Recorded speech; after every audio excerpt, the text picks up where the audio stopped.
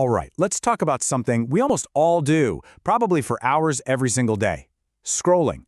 But what if I told you there's a way to break that spell, to actually get your focus back? Let's dive in. So, does this sound familiar to you? You pick up your phone, maybe just to check one thing, and then poof, you're just gone. An hour flies by in this blur of endless scrolling. It's that awful sinking feeling, right? Like you're trapped by the very thing that's supposed to connect you. You know how it goes. It's the classic trap. One funny video turns into 10, and before you know it, a huge chunk of your day has completely vanished. You kind of look up and wonder, wait, where did all that time actually go? Now, it's really tempting to blame ourselves for this, isn't it? To just think, oh, I have no self-control.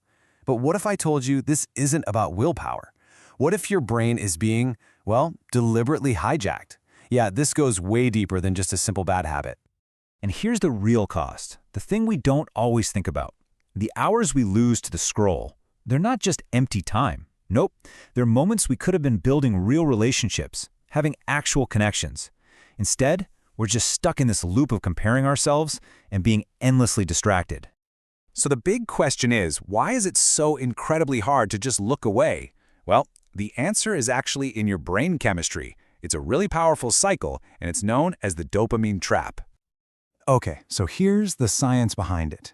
Every time you see a like, a new post, a funny video, your brain gets a little hit of a feel-good chemical called dopamine. Now, our brains are ancient, they're wired to seek out rewards to help us survive. But now that ancient wiring is being exploited by modern tech.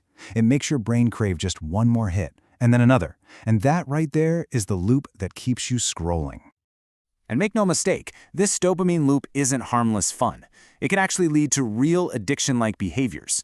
It absolutely shatters your focus, it can ramp up your anxiety, and it often replaces any chance at real productivity with just a constant stream of digital noise.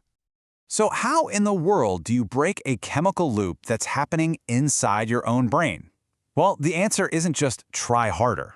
It's not about willpower. The real battle, it turns out, is fought in a much, much deeper part of your mind.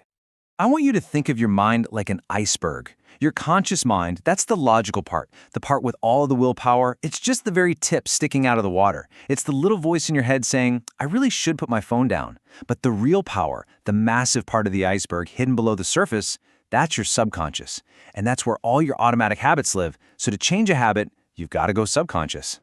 And this is exactly where a tool like hypnotherapy can be so incredibly powerful. It's designed to kind of bypass that logical, conscious mind and work directly with the subconscious, right at the source, where those automatic scrolling habits are actually stored. Okay, so how does hypnotherapy actually work? First things first, forget everything you've seen in stage shows, the swinging watches, the mind control. That is not what this is. This is a structured, therapeutic way to help you literally rewire the neural pathways in your brain. It's really a three-step process. First, you're guided into a state of deep relaxation. This is super important because it quiets down your conscious, analytical mind. You can think of that part like a gatekeeper. Once that gatekeeper is relaxed, it's much less likely to reject new ideas. Second, positive suggestions for new, healthier thought patterns are introduced to your now very receptive subconscious. And finally, over time, this process starts to actually rewire your brain. It weakens that automatic urge to scroll and starts building new, healthier habits in its place. This whole thing is about so much more than just quitting a bad habit. It's about making a conscious choice to trade those fleeting digital highs for deep, lasting, real-world fulfillment. I mean, just think about this trade-off for a second. On one side, you have the empty calories of the scroll, these little short bursts of pleasure that, let's be honest, usually leave you feeling more distracted and anxious. And on the other side, you have the deep satisfaction that comes from real productivity and genuine human connection. When you look at it like that, it's not even a close call, is it? The key here, of course, is consistency. Think of it like you're training a muscle at the gym. With each session, you're strengthening your mind's ability to resist all that digital noise and instead seek out what truly, genuinely matters to you. So I'll leave you with this one question to think about.